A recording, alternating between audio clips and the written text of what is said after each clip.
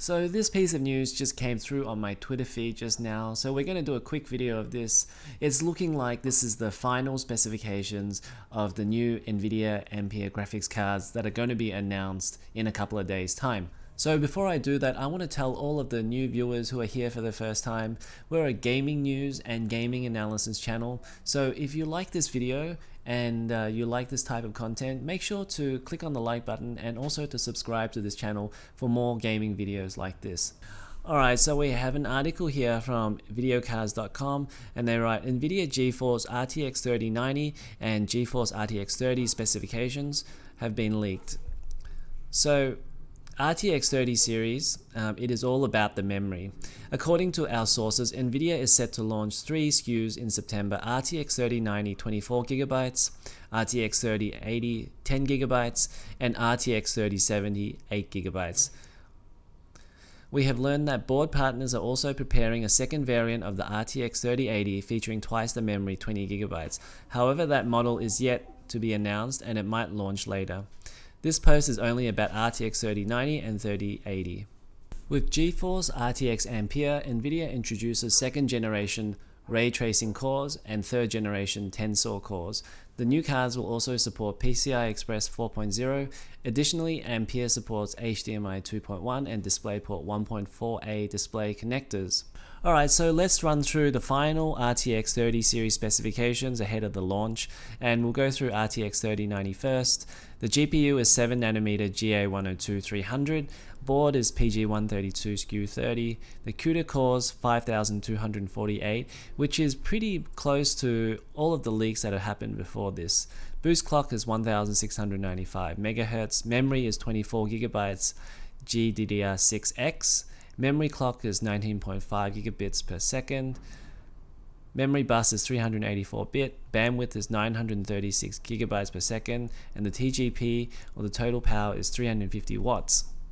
Now the RTX 3080 is 7nm GA102-200, board is PG132 SKU10, the CUDA cores are cut down to 4352, the boost clock is 1710 MHz, memory is 10 gigabytes and GDDR6X, memory clock is 19 gigabits per second, memory bus is 320 bits, bandwidth is 760 gigabytes per second, and the total power is 320 watts.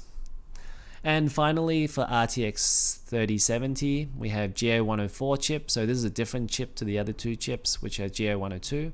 The board is PG142 SKU10, and the CUDA cores and the boost clock is not yet known, but the memory is 8 gigabytes of G6, which is the regular DDR6 memory.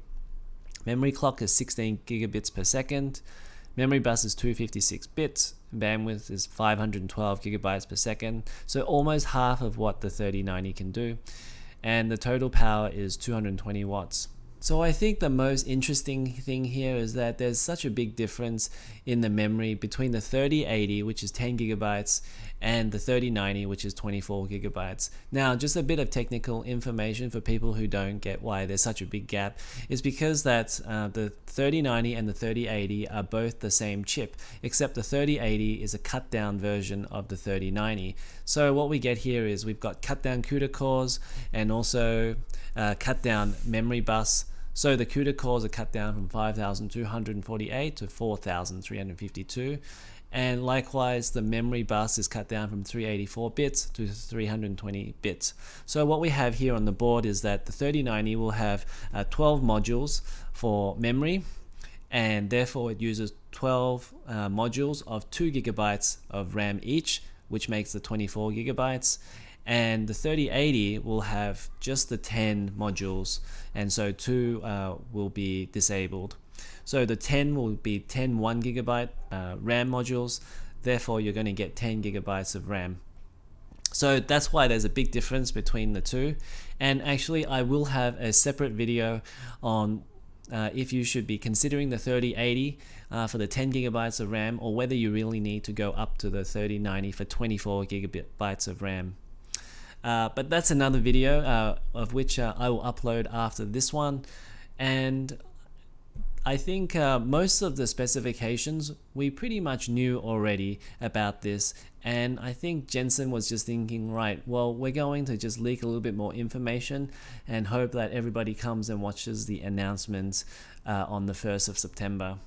But essentially, what you have here is a 3080 will probably be about 20 to 30% faster than a 2080 Ti, and the 3090 will be maybe about 40 to 50% faster than the 2080 Ti.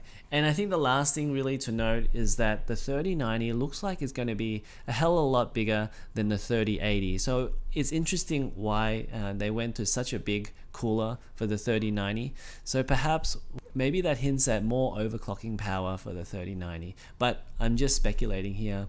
So let me know what you think about the final specifications of the Ampere cards. Make sure to click on the like button and subscribe to this channel for more gaming news, and I'll see you in the next one. Thanks for watching.